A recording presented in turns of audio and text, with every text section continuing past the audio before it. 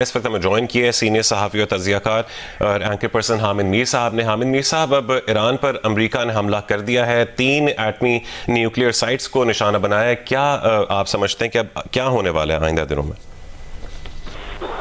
देखें, अब आइंदा दिनों में जो भी होने वाला है उसकी तरफ अक़वाम मुत्तहिदा के सेक्रेटरी जनरल एंटोनियो गुतेरेस ने बड़े ही वाज़े अल्फाज में इशारा दे दिया है।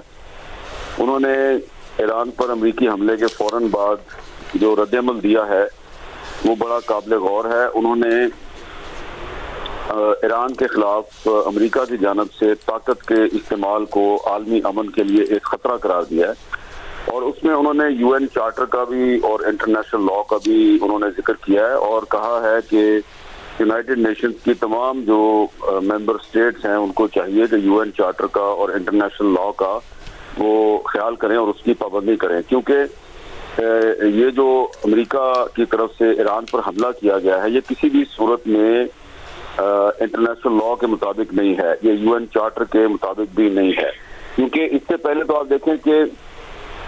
कल तुर्की में जो OIC के वज़ीर ख़ारिजा का इजलास था तो उसमें सब ने मिलकर ईरान पर इसराइल के हमले की मज़म्मत की और उसको अभी 12 घंटे भी नहीं गुजरे थे कि सदर ट्रंप भी जो है वो ईरान और इसराइल की जो जंग है उसमें कूद पड़े हैं। तो अब इसमें एक प्रॉब्लम पाकिस्तान के लिए ये है कि पाकिस्तान ने तो अभी एक दिन पहले ट्रंप साहब को नोबेल पीस प्राइज के लिए नॉमिनेट किया। अब उसकी वजह तो उनका जो रोल था पाकिस्तान और इंडिया की जंग को ख़त्म कराने में जो किरदार था उसकी वजह से किया गया। लेकिन अब ये देखें ना कि पाकिस्तान जो है उसके लिए कितनी बड़ी मुश्किल पैदा कर दी ट्रंप ने कि एक दिन पहले उनको पाकिस्तान ने नॉमिनेट किया नोबेल पीस प्राइज के लिए और उन्होंने 24 घंटे भी इंतजार नहीं किया और ईरान पर हमला कर दिया। तो ये जो सारी सूरत हाल है इसमें ट्रंप ने अपने लिए भी मसाइल क्रिएट किए हैं। उनकी अपनी कांग्रेस के मेंबर्स जो हैं वो उनके खिलाफ खुलकर सामने आ गए हैं।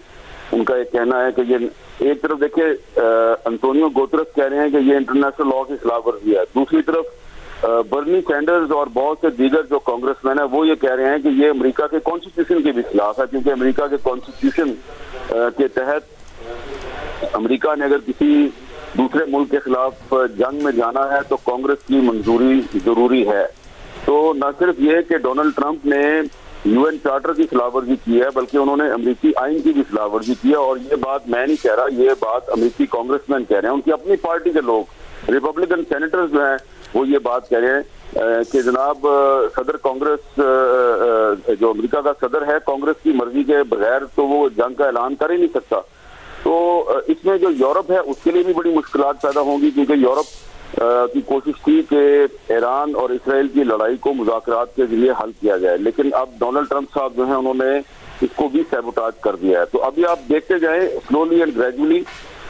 यूरोप और पाकिस्तान और अमेरिका और पाकिस्तान में टाइम का काफी फर्क है। जैसे जैसे वक्त गुजरेगा आपको महसूस होगा कि डोनाल्ड ट्रंप साहब जो है उन्होंने ये ईरान पर हमला नहीं किया बल्कि ये उन्होंने अपने आप पर हमला किया है और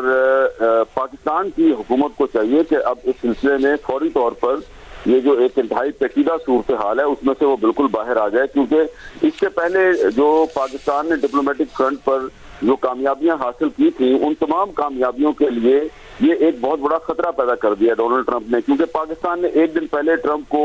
नोबेल पीस प्राइज के लिए नॉमिनेट किया। अब ट्रंप जो है वो तो एक बहुत बड़ी जंग का हिस्सा बन गया, तो उसकी वजह से जो इंटरनेशनल लेवल पे जो पाकिस्तान की जो सिफारती और सियासी कामयाबियां हैं उनके लिए एक बहुत बड़ा चैलेंज पैदा हो गया। तो मुनासिब होगा कि इस पर कैबिनेट का इजलास भी बुलाया जाए और वजीर आजम शहबाज शरीफ जो है वो